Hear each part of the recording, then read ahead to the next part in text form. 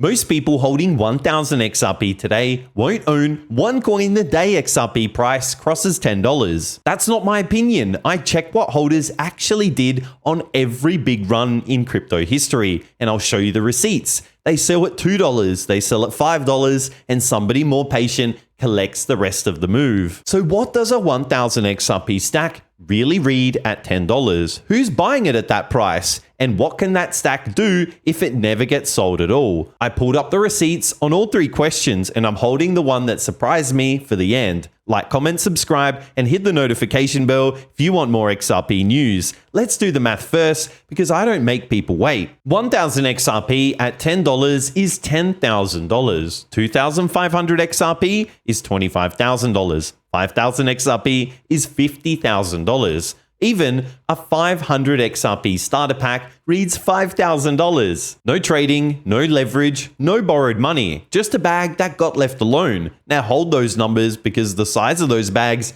is honestly not the interesting part. The interesting part is what happens around that bag on the way up, and who spends the whole climb trying to shake it loose. And before you do the math on your own stack, give me one more minute, I'll make it worth it. Pull this up before we go anywhere near $10. This is the XRP Ledger's own math. Every wallet on the network sorted by size. Here we can see all of the crucial information, like exactly how many XRP holders we have. Currently over 8 million XRP wallets, and currently around 14,000 to 25,000 active traders, so a very, very small portion are actively trading. And that's the club. A small bag in dollars today, a rare bag by Ledger's own count. And I love that the Ledger doesn't care what anybody paid for their coins. It only counts who's still holding them. Scarcity is the quiet engine underneath all of this. There will only ever be a billion XRP coins. A big slice sits locked away on a schedule, and some of it is lost forever. Nobody is printing more for the buyers who showed up late. Keep that scarcity picture in your head. I promise the ending of this video leans on it. Now here's the mechanism I see most videos skip completely. A coin doesn't cross $10 because holders wish hard enough. It crosses because buyers with deeper pockets than yours and mine show up and keep showing up. Banks, funds, payment companies, money that buy in billions of dollars, not in hundreds. And when that money wants XRP, it has exactly two choices. It can buy coins from whoever is willing to sell on the way up, or it can pay whatever the patient holders demand at the top. Think about what a market actually is for a second. A price is just the loudest argument between people who want coins and people who will give them up. When the givers run out, the price stops asking politely. That's the entire game, and it plays out on every chart in every market. Every early seller makes the big buyer's job cheaper, and every holder who refuses to move is doing the exact opposite, which means a 1000 XRP stack that stays put is quietly raising the price the big money has to pay. Hold that thought, because in a few minutes, I'll play you the institutional side saying the quiet part out loud. But first, the question of the day. How big is the XRP stack you're never letting go of? Drop 1,000 or 10,000 in the comments. Tap the like, subscribe, and notification bell while you're down there. In a second, you'll see the numbers nobody expects. Now the part of the story nobody wants to star in. History is brutal about who actually captures a move, like $1 to $10, and I mean brutal.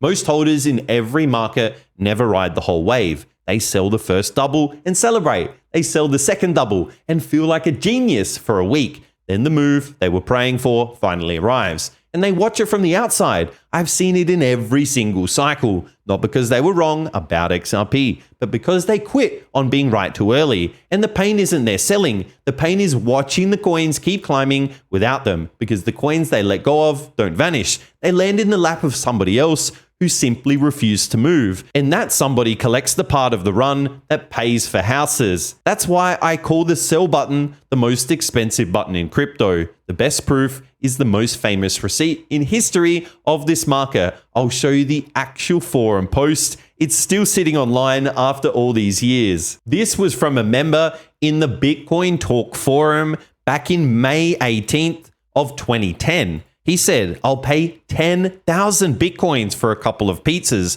like maybe 2 large ones, so I have a leftover for the next day.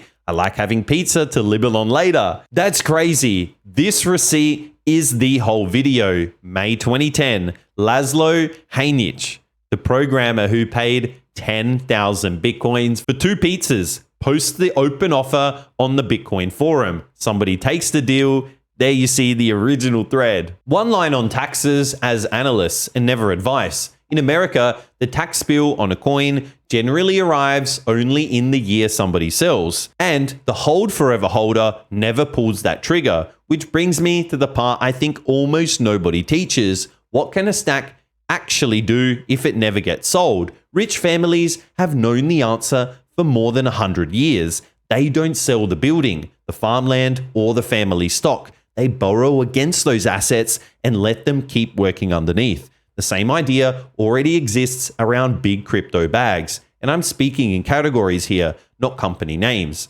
Coins pledged as collateral for cash while the coins stay owned. Ways holders get paid simply for holding, the way a landlord gets paid for owning. None of that requires a sale, and none of it is advice. It's how wealthy families have treated scarce assets like XRP forever. And this stopped being a theory a while ago. Listen to the exchange. First, the question about crypto lending rules. Then, Mark Barrisis, who works in institutional crypto lending, with the answer. Catch the phrase leverage against it. I think crypto lending for the most part is pretty commoditized. I feel like there's a lot of the information I already need out there where I don't know if clarity is really going to change my business much, other than the fact that I do think it's going to be a great thing for the industry as a whole. And as the industry as a whole gets larger, that obviously helps me grow my book. It helps bring in new liquidity pockets. It allows for institutions to come in with different sources of capital. You can start to see things like duration trades. I think we'll start to pick up post clarity because there's going to be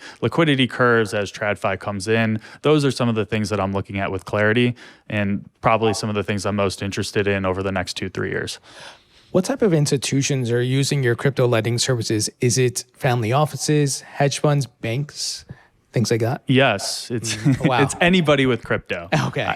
Every single person could be a client of ours. I think it's if you have any digital asset, you're looking to get leverage against it.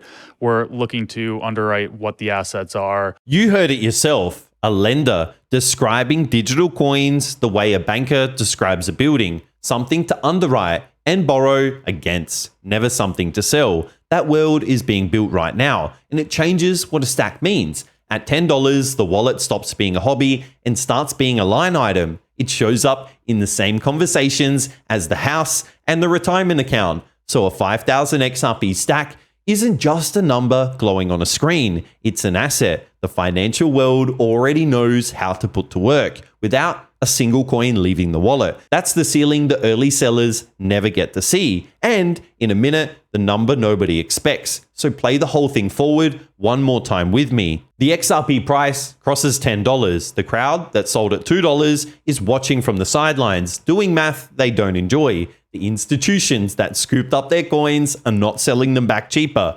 And the holder who did the hardest thing in the market, nothing at all, is sitting on a stack that can pay them without ever being spent. Somewhere out there is a wallet holding 1,000 XRP that goes straight through $10 without moving a single coin. The whole market ends up working for whoever owns that wallet. Every seller on the way up donated a piece of their future to it. That's not a lottery ticket. That's what patience looks like the day it finally gets paid. XRP was built for the long game. And if you ask me, so are the people still holding it. Like, comment, subscribe, and hit the notification bell if you want more XRP news, and I'll see you in the next video.